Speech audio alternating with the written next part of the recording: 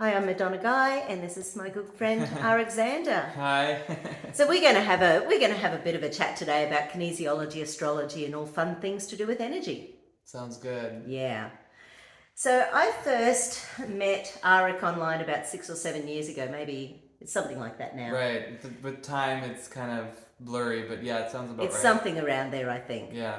And it's been an interesting journey because I was doing some distance healings. Yep. On For YouTube. yeah, for Arik and his wife Aurelia. Yep. That's right. So Arik's been a kinesiologist for about 22 years and really beautifully melds astrology into that. Yeah, that's right. I've been studying a lot of kinesiology, a lot of different modalities, and then actually I was working with something that I needed to find more information about. So I went on YouTube, and you popped up. I'm a bit like that. And it's exactly like you said though, because the video, like when you said when you started looking at kinesiology videos online, they were really boring. Yeah. So you made these really interesting videos, and I was watching and said, yes, this is exactly also how I like to work, and also how I know like people that I've studied with who had since passed away. That's how they worked, and I was looking for somebody who was proficient and good, you know?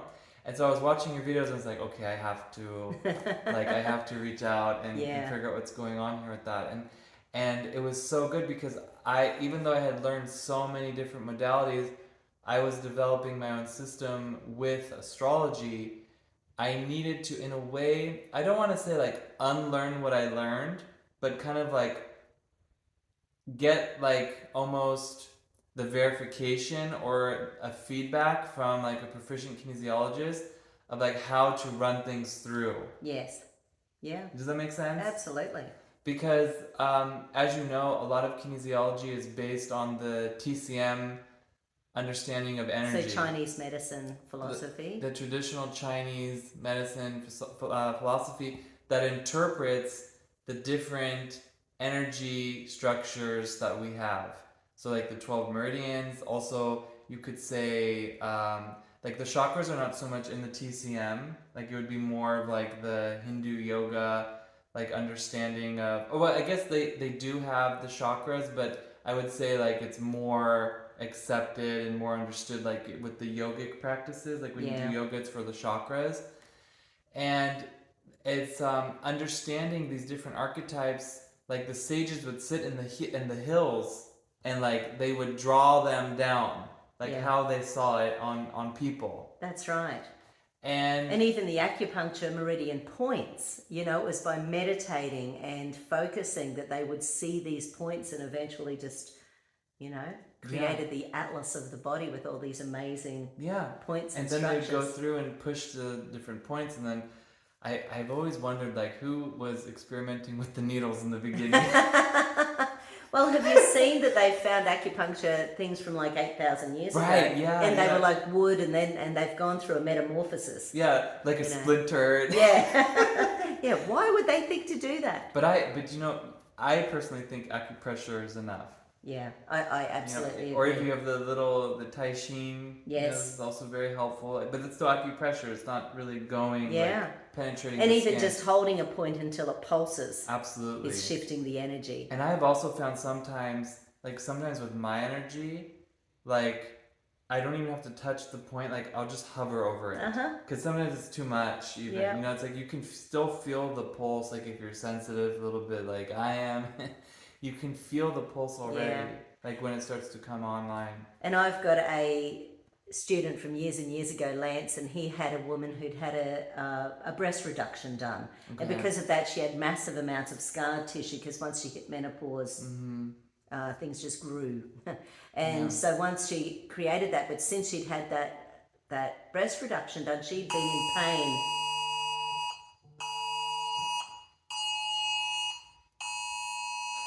This is scusi, ma, this is like a test alert. Questo è il messaggio di test di sistema di... it's like a public service announcement. You got it too. I did get it. We're in Italy right now, so this is it's a test message, public alert. Okay, it's just like bit of fun. It's a test. And we're talking about muscle testing. We're talking about muscle testing. That's kind of cool, actually. That is kind of cool. Interesting. So she had the scar tissue. So what he found was that he could not do anything physically on her body. Right. And when he was running meridians, he could start at the toes, and he found, you can imagine, because of all that connective tissue and scar tissue that was there afterwards, it split meridians. Right. You know, it literally halved meridians because there was scar tissue. So there was all this energy blockages through that tissue.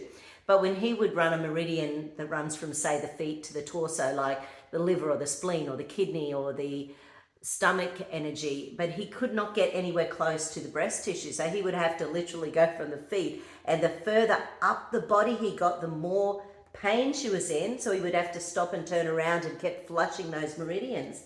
But bit by bit, her pain started to reduce. Right. Phenomenal, you know, so energy is, and that was externally. He was doing those meridians on top of the body as well. 100%. And I'm very familiar also with the scar tissue issue and the meridian specifically, because I had set on a different path when I was growing up. I wanted to go into music and acting in different things, but then I had a medical emergency that was misdiagnosed, like by 3 different doctors, 2 CT scans, an MRI. It was about 18 hours. I barely got out of the house. I had to call 911 like in the States, and I had to, get like help and have an ambulance pick me up and everything. And they thought I was on drugs, and I had never done drugs in my life at that point. And long story short, they just cut me open, and it turns out that my appendix had exploded. And I remember I had intuitively told them that my appendix had exploded, even though I didn't know what that meant. These were just the words that were coming through me, but they just said, "You don't know what you're talking about." And apparently it used to be like something that's very easy to misdiagnose. Yeah. So I had swollen up. They cut me open, left me with a big scar on my abdomen, like right on the midline. And I kind of at that point... The midline for the appendix. Right, yeah. Interesting. But they didn't know what it was. Right, okay, they were exploring. Right. Yeah, it wasn't for the appendix when they made the incision. Okay. You know, they just wanted to... Have a look. To have a look because I was swollen. Yeah. I was swollen with, like, poison. Yeah. Like, my belly, but I looked pregnant. Yeah. It was really brutal. So, long story short, it kind of put me on a different path of healing because the aftercare wasn't that great. I kind of broke up with Western medicine at that point, and I started to then go into more alternative therapies. And this was Los Angeles at the time, so there were a lot of movers and shakers at that time then. So I would find the best, also spiritual healing, everything. And mind you, I was already into astrology since I was little. Like I loved the whole idea about archetypes, and before that I was into... So how did you get involved in that when you were little? Well, actually, it's an interesting story because my mom had books around the house, and I would just run around like, playing superhero games or playing with my toys, and then I'd find these books. And I remember she had these huge books like with all these illustrations of charts and medieval pictures and different kinds of like archetypes and like different associations of different signs and gemstones and plants and everything. And I was just flipping through it, and I loved to look at it. And so I think this kind of awakened it, and also because I was really into superheroes and their powers, and kind of, I would associate the archetypes with that. And for me, it was really cool to see like the magical side. Yeah. Also through the math. Because there's a lot of math in astrology, but geometry.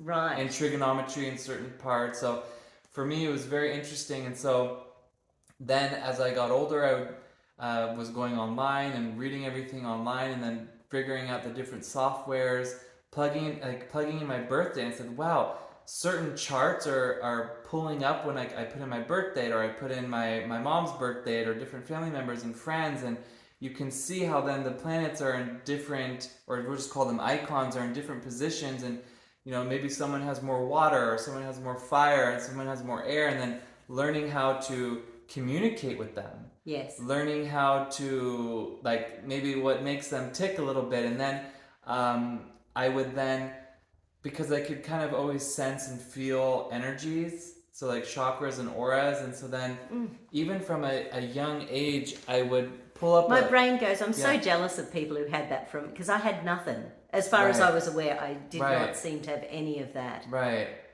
right. For me, it was a feeling. Yeah. I could feel the energies, but then when I would look at a chart, then I would start to see it in the sense that, Wow. yeah, and I remember being in high school, I'd come home, of course, not do my homework and just go straight into studying astrology, and I would study, like, for example, about the planet Saturn.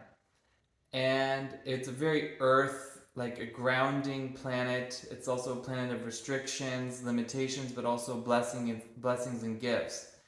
And because I also could feel the chakras or the vortices along our body, I would see how the different planets would then line up with the different chakras in the terms of the frequencies.